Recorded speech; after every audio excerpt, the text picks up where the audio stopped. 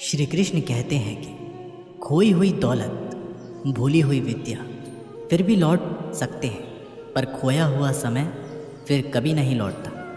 सारी जिंदगी रखा है रिश्तों का भ्रम मैंने, लेकिन सच तो ये है कि खुद के सिवा कोई अपना नहीं होता। संसार में सुई बनकर रहे, कैंची बनकर नहीं। सुई दो को एक कर देती है और कैंची एक को दो कर देती है। व्यक्ति क्या है ये महत्वपूर्ण नहीं है, परंतु व्यक्ति में क्या है ये बहुत महत्वपूर्ण है। लोगों का मुंह बंद करवाने से अच्छा है अपने कान बंद कर लो। जिंदगी बेहतर बन जाएगी। कुंडली में शनि, दिमाग में मनी और जीवन में दुश्मनी तीनों हानिकारक होते हैं। जो इस दुनिया में नहीं मिलते वो फिर किस दुनिया में मिलेंगे। बस यही सोचकर आपने एक दुनिया बनाई जिसे हम कहते हैं ख्वाब। आपकी ख्वाहिशों में वो लोग शामिल होते हैं जिन्हें आप चाहते हैं, लेकिन आपके दुख में वो लोग शामिल होते हैं जो आपको चाहते हैं। किसी एक जगह बहुत ही सुंदर सुविचार लिखा था, दुनिया में अगर कुछ छोड़ने जैसा है तो दूसरों से उम्मीद छोड़ो।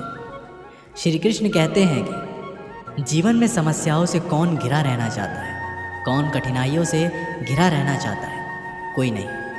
आप भी ऐसा नहीं सोचेंगे तो ऐसा करने के लिए आप क्या करते हैं? ऐसा करने के लिए अधिकतर लोग कठिनाइयों से दूर भागते हैं, समस्याओं से दूर रहते हैं, और यही आप सबसे बड़ी भूल कर बैठते हैं। समस्या जंगली पशु के समान होती है, जिससे आप जितना दूर भागोगे वो उतना ही विकराल रूप धारण कर लेगा और अंततः आपका अंत कर देगा। तो इस समस्या से कैसे बचा जाए, इसका हल क्या है? और इस समस्या का हल है कि आप अपने परिश्रम से, अपनी लगन से, अपनी दृढ़ता से एक साथ उस समस्या का हल ढूंढना होगा। यदि नाविक को कुशल खेवैया बनना है तो वो शांत समुद्र में नहीं बन सकता, उसे तूफान का सामना करना पड़ता है। श्री कृष्ण कहते हैं कि इतिहास गवाह है कि जिसकी बराबरी नहीं की जा सकती उसकी बदनामी शुरू कर दी जाती है। समय एक नदी की तरह है, हम एक ही पानी को दोबारा नहीं छू सकते, क्योंकि जो धारा बह चुकी है वो फिर कभी नहीं आएगी। संभल के रहो ऐसे लोगों से जिनके दिल में भी दिमाग होता है। कोई भी इंसान ऐसे ही अपने आप नहीं बदलता। जिंदगी में कुछ हादसे ऐसे होते हैं जो इंसान को बदलने पर मजबूर कर देते हैं। किसी ने एक संत से पूछा कि गुस्सा क्या है? संत ने बहुत अच्छा जवाब दिया, किसी और की गलती की सज़ा खुद को देना। वक्त के साथ चलना कोई ज़रूरी नहीं, सच के साथ चलिए, एक दिन वक्त आपके साथ चलेगा। साइकिल और ज़िंदगी तभी बेहतर चल सकती है जब चैन हो। कुछ सच तो हम पहले से जानते थे, बस देखना चाहते थे कि लोग झूठ कहाँ तक बोल सकते हैं। जब इंसान का स्वार्थ पूरा हो जाता है तब वह आपसे मिलना तो दूर, आपसे बोलना भी छोड़ देते हैं। मुश्किल वक्त का सबसे बड़ा सहारा है उम्मीद, जो एक प्यारी सी मुस्कान देकर कानों में धीरे से कहती है, सब्र रख, सब अच्छा ही होगा। ज़रूरी नहीं हमेशा बुरे कर्मों की वजह से ही दर्द सहने को मिले। कई बार हद से ज़्यादा अच्छे होने की कीमत भी चुकानी पड़ती है। किस्मत और हालात दोनों जब साथ ना दें तो उनकी भी सुननी पड़ती है जिनकी कोई औकात नहीं होती। कोशिश आखिरी सांस तक करनी चाहिए, या तो लक्ष्य हासिल होगा या अनुभव। कहते हैं प्यार की शुरुआत आंखों से होती है। यकीन मानो प्यार की कीमत भी आंखों से ही चुकानी पड़ती है। वक्त सब कुछ सिखा देता है, लोगों के बिना रहना भी और लोगों के बिना जीना भी। दर्द भी उन्हीं को मिलते हैं जो हर रिश्ता दिल से निभाते हैं। मतलबी होना तो इंसान की फितरत है। बारिश रुक जाने के बाद तो छतरी भी बोझ लगने लगती है। अकेले हो तो विचारों पर काबू रखो, और सबके साथ हो तो जुबान पर काबू रखो। रुलाया ना कर हर बात पर ये ज़िंदगी, ज़रूरी नहीं सबकी किस्मत में चुप कराने वाले हो। श्री कृष्ण कहते हैं कि आपने पौधे को सींचते हुए या आपने भी पौधे को सींचा होगा, और आप भी ये कार्य प्रतिदिन करते होंगे। जब आप पौधे को जल देंगे तभी ये फलित होगा, इसमें से फूल निकलेंगे, इसकी सुंदरता बढ़ेगी। परंतु प्रतिदिन ये कार्य करने के पश्चात भी हम इससे एक महत्वपूर्ण सीख लेना भूल जाते हैं। हम कभी पौधे के पत्तों पर, उनकी डालियों पर, उनके फूलों और फलों पर जलाधार नहीं डालते, उन्हें धोते नहीं, परंतु फिर भी वह पनपते हैं, क्योंकि पौधे की जड़ ही सफलता का मूल है। यदि आप एक बार में अनेक कार्य करेंगे तो आपको एक कार्य में भी सफलता नहीं मिलेगी। परंतु यदि आप बुद्धिमत्ता से, दृढ़ मन से एक कार्य साधेंगे तो एकाएक स्वतः ही सारे कार्य सिद्ध हो जाएंगे। जो आपका मूल है, जहाँ से आपको सिंचाई मिल रही है, यदि आपने उसी जड़ को छोड़ दिया तो एक सूखे पौधे की भांति आप भी सूख कर गिर जाएंगे और आपका अस्तित्व खो बैठेंगे।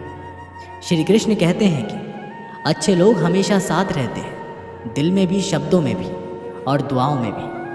किसी के बारे में सब कुछ जान लेना उसे फिर से अजनबी बना देता है।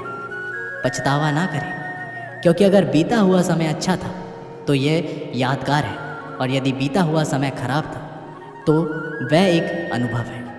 परिस्थितियाँ हमारे लिए समस्या नहीं बनती, समस्या तो तब बनती है जब हमें परिस्थितियों से निपटना नहीं आता।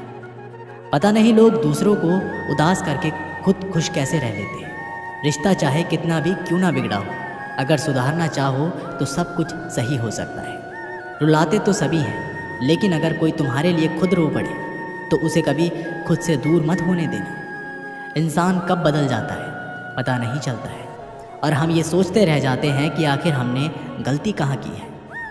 ज़िंदगी में 3 लोगों को कभी मत भूलना: मुसीबत में साथ देने वालों को, मुसीबत में साथ छोड़ने वालों को, और मुसीबत में डालने वाले को। जब लोग आपकी बुराई करते हैं तो बिल्कुल परेशान ना हो। वास्तव में वो लोग आपको महत्व देने का कोई और रास्ता जानते ही नहीं।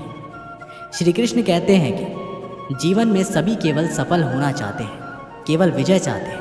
कोई भी पराजित नहीं होना चाहता, कोई भी असफल नहीं होना चाहता, कोई भी नहीं चाहता कि उनके प्रयास व्यर्थ जाए। यदि एक दृष्टिकोण से देखा जाए तो ये उचित भी है, परंतु असफलता में भी एक अच्छी बात छुपी होती है। मैं बताता हूँ। सफलता आपका परिचय संसार को देती है, विजय के पश्चात संसार आपको जानने लगते हैं, और असफलता आपका परिचय संसार से करवाती है पराजय के पश्चात, और आप अपने जीवन को जानने में लग जाते हैं। इसलिए सफलता और असफलता से घबराएं नहीं। यदि आपकी सोच सकारात्मक रहेगी तो यही असफलता, यही पराजय आपको और अधिक शक्तिशाली बनाकर प्रस्तुत करेगी और जीवन में विजय बनाएगी। श्री कृष्ण कहते हैं कि तारीफ एक ऐसा चंदन है जिससे दूसरों को लगाए तो आपके हाथ अपने आप महकेंगे। समझने वाले तो खामोशी भी समझ लेते हैं, समझने वाले तो जज्बातों का भी मजाक बना देते हैं। जो आपकी खुशी में अपना दर्द भूल जाए, उस इंसान से ज़्यादा आपको कोई प्यार नहीं कर सकता। ये ज़िंदगी तमन्नाओं का गुलदस्ता ही होता है, कुछ महकती है, कुछ मुरझाती है और कुछ चुप जाती है। खुद को अच्छा बना लीजिए, दुनिया से एक बुरा इंसान कम हो जाएगा। भरोसा सब पर कीजिए, लेकिन सावधानी के साथ, क्योंकि कभी भी खुद के दांत भी जीभ को काट लेते हैं। ज़िंदगी की रफ्तार बहुत तेज़ है, सुबह का दुख शाम को पुराना हो जाता है। कोई भी व्यक्ति इस संसार में हमारा दोस्त या दुश्मन बनकर नहीं आता। हमारा व्यवहार ही लोगों को दोस्त और दुश्मन बनाता है। सबसे मुश्किल रास्ता है जिस पर आपको हमेशा अकेले चलना पड़ता है, और असल में वही रास्ता ज़िंदगी में आपको मजबूत बनाता है। बड़ों का दिया हुआ आशीर्वाद और अपनों की दी हुई शुभकामनाओं का कोई रंग नहीं होता, लेकिन जब ये रंग लाते हैं तो जीवन में रंग भर जाते हैं। श्री कृष्ण कहते हैं कि कभी कभी हमें लगता है कि हमारे अपने, हमारे हितैषी, हमारे माता पिता को हमारे मन की बात ही नहीं समझ आ रही है, जैसे उन्हें हमारे हर कार्य और हर निर्णय में खोट दिखाई दे रहा है, और ऐसे में हम कर बैठते हैं विद्रोह। ऐसी अवस्था में हमें वही अच्छा लगने लगता है जो हमारे मन की बातों का समर्थन करे। हम उसे ही अपना हितैषी समझ लेते हैं, परंतु जो आपसे मीठी बातें कर रहा हो वो आपका हितैषी है, यह आवश्यक नहीं। कुछ विषैले फूल बड़े सुंदर दिखते हैं, कुछ विषैले फल असाधारण रूप से बड़े स्वादिष्ट होते हैं, और ये भी आवश्यक नहीं कि हमारे रोगों का निदान करने वाली औषधि सदा मीठी हो। इसलिए विष और औषधि में अंतर को परखने का प्रयास करें। हो सकता है जो आपके हित की बात कर रहा हो वो आपको संकट में, गर्त में ले जा रहा हो। श्री कृष्ण कहते हैं कि बात बात पर आवेश में ना आए। हो सकता है कि आपके माता पिता की कड़वी बातों में आपका ही हित छुपा हो, और माता पिता को भी प्रयास करना चाहिए कि यदि उनकी संतान अनुचित निर्णय ले रही है तो उनके अनुचित होने का भान प्रेम से समझाना है, दबाव और शासन से नहीं। क्योंकि कभी भी कटु शब्द और कटु वचन अनुचित निर्णय को और पक्का कर देती है। श्री कृष्ण कहते हैं कि पानी समुंदर में हो या आँखों में, गहराई दोनों में होती है। खुशी के लिए काम करोगे तो खुशी कभी नहीं मिलेगी, मगर खुश होकर काम करोगे तो खुशी ज़रूर मिलेगी। कुछ रिश्ते बस निभाने के होते हैं, कुछ जताने के लिए। खुशियों का कोई रास्ता नहीं, खुश रहना ही रास्ता है। अपना वजूद ऐसा बनाओ कि कोई आपको छोड़ तो सके पर भूल ना सके। हमारी समस्याओं का समाधान केवल हमारे पास है, दूसरों के पास तो केवल सुझाव है। जीवन में प्रयास सदैव कीजिए, लक्ष्य अनुभव दोनों ही अमूल्य हैं। अहंकार की बीमारी शराब जैसी होती है, खुद को छोड़कर सबको पता चलता है कि इसको चढ़ गई है। बस सिर्फ हंसते रहो, दुनिया वाले सोचते ही रहेंगे कि इसको ऐसा कौन सा सुख मिल गया है। सफलता की पोशाक कभी तैयार नहीं मिलती, इससे बनाने के लिए मेहनत का हुनर चाहिए। खुश रहना चाहते हो तो 5 बातों पर ध्यान दें। पहला, बीते हुए वक्त को भूलें। दूसरा, वर्तमान में जिए। तीसरा, भविष्य की चिंता छोड़ें। चौथा, खुद की तुलना दूसरों से बंद करें। और 5वां, अपने काम को टालना बंद करें। श्री कृष्ण कहते हैं कि हम सभी बचपन से ये सुनते आए हैं कि अच्छे मित्र हमारे जीवन को अपूर्णतः परिवर्तित कर सकते हैं, परंतु कौन? जिनसे आप प्रश्न पूछें और वो मित्र बिना किसी पश्चाताप के भय रहित होकर बिना किसी लालच के आपको उचित उत्तर दे। परंतु सबसे समक्ष ये समस्या आ जाती है कि आज के समय में ऐसे मित्र मिलना दुर्लभ है, वो तो होते ही नहीं। परंतु मैं आपको एक बात बताता हूँ, हम सबके पास भी एक ऐसा मित्र होता है, बस हम उसे पहचान नहीं पाते। वो है दर्पण। दर्पण के समक्ष खड़े होकर आप स्वयं से पूछें कि यदि आज आपका अंतिम दिन होता तो क्या आप वही करते जो आप कर रहे हैं? आपको उत्तर मिले या ना मिले, परंतु आपकी दिशा अवश्य बदले। इसलिए आपसे अतिरिक्त आपका सबसे घनिष्ठ मित्र, सबसे अच्छा मित्र और कोई नहीं होता। श्री कृष्ण कहते हैं कि कुछ सहन करना भी सीखना चाहिए, क्योंकि हम में भी ऐसी बहुत सी कमियां हैं जिन्हें दूसरे सहन करते हैं। अज्ञानी व्यक्ति गलती छुपाकर बड़ा बनता है और ज्ञानी व्यक्ति गलती मिटाकर बड़ा बनता है। ये मौत भी बड़ी अजीब है। एक दिन मरने के लिए पूरी ज़िंदगी जीना पड़ता है। किस्मत हमारे हाथ में नहीं, पर फैसले हमारे हाथ में हैं। किस्मत हमारे फैसलों को नहीं बदल सकती, पर फैसले हमारी किस्मत बदल सकते। आप कितनी भी अच्छे इंसान क्यों ना हो, आप हमेशा किसी की कहानी में बुरे ज़रूर होते हैं। वक्त भी हैरान है, इतनी जल्दी तो मैं भी नहीं बदलता जितनी जल्दी हम लोग बदलते हैं। कोई तराजू नहीं होता रिश्तों को तोलने के लिए, परवाह बताती है कि ख्याल का पलड़ा कितना भारी है।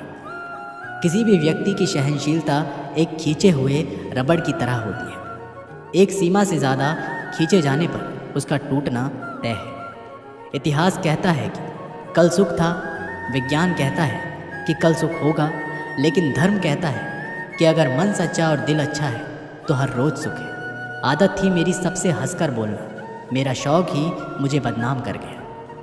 तारीफ़ों के मोहताज नहीं होते सच्चे लोग, क्योंकि असली फूलों पर कभी इत्र नहीं लगाया जाता। कोई तुम्हारे लिए दरवाज़ा बंद कर दे तो उसे एहसास दिला दो कि कुंडी दोनों तरफ होती है। हर चीज़ अपने वक्त पर, बस एक प्यार है जो कभी बूढ़ा नहीं होता। जीवन में ज़्यादा रिश्ते होना ज़रूरी नहीं है, और जो रिश्ते हैं उनमें जीवन होना ज़रूरी है।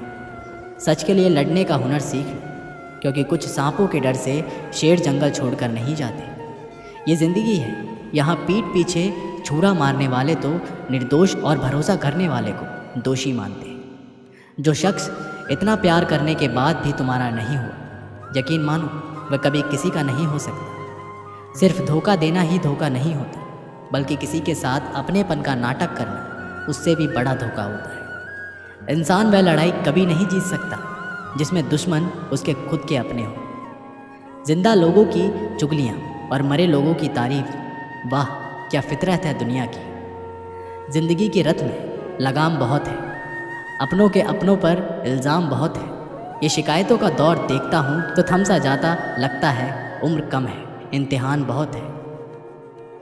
श्री कृष्ण कहते हैं कि हम सब शीघ्र ही सफलता चाहते हैं, ढेर सारी संपत्ति और सुख चाहते हैं, और ऐसे में कई बार हम छोटे मार्गों का चयन कर लेते हैं। वो मार्ग जिनमें परिश्रम नहीं होता, जिनमें होता है तो केवल छल, कुटिलता और भाग्य का सहारा। जैसे कि जुआ, कोई जुए के खेल में धन लगाता है, कोई दाव लगाता है और ये भूल जाता है कि जुआ ऐसा दलदल है जिसमें एक बार गिरे तो सर्वनाश से पहले निकलना असंभव है। यदि आप जीते तो और जीतने की भूख बढ़ जाएगी, और यदि आप कुछ हार बैठे तो उसे पुनः पाने के लिए आप फिर से खेलेंगे। मनुष्य को यह आभास ही नहीं होता कि अपनी संपत्ति के साथ साथ वो अपनी मानवता और संस्कार, अपना धर्म और अपनी उत्तरदायित्व का सभी जुए की भेंट चढ़ जाता है। इसलिए कुछ पाना है तो परिश्रम से पाओ। यदि कुछ जुए में जीता तो वो उतना शीघ्र ही खो दोगे, क्योंकि उसे परिश्रम से पाया नहीं गया है और उसकी रक्षा करने के लिए आपके मन में स्वाभाविक प्रयास भी नहीं होगा। एक गांव में एक आलसी व्यक्ति रहता था। वह कुछ काम धाम नहीं करता था, बस दिन भर निठल्ला बैठकर सोचता रहता कि किसी तरह कुछ खाने को मिल जाए। एक दिन वह यूं ही घूमते घूमते आम के एक बाग में पहुंच गया। वहाँ रसीले आमों से लदे कई पेड़ थे। रसीले आम को देख के उसके मुंह में पानी आ गया और आम तोड़ने के वह एक पेड़ पर चढ़ गया। लेकिन जैसे ही वह पेड़ पर चढ़ा, बाग का मालिक वहाँ पहुँचा। बाग के मालिक को देखकर आलसी आदमी डर गया और जैसे तैसे पेड़ से उतरकर वहाँ से भाग खड़ा हुआ। भागते भागते वह गांव से बाहर स्थित जंगल में पहुंचा। वहाँ वह बुरी तरह से थक गया था, इसलिए एक पेड़ के नीचे बैठकर सुस्ताने लगा। तभी उसकी नज़र एक लोमड़ी पर पड़ी। उस लोमड़ी की एक टांग टूटी हुई थी और वह लंगड़ा कर चल रही थी। लोमड़ी को देख आलसी आदमी सोचने लगा कि ऐसी हालत में भी इस जंगली जानवरों से भरे जंगल में ये लोमड़ी बच कैसे गई, इसका अब तक तो शिकार कैसे नहीं हुआ। जिज्ञासा में वह एक पेड़ पर चढ़ गया और वहाँ बैठकर देखने लगा कि अब इस लोमड़ी के साथ आगे क्या होगा। कुछ ही पल बीते कि पूरा जंगल शेर की भयंकर दहाड़ से गूंज उठा, जिसे सुनकर सारे जानवर डर कर भागने लगे।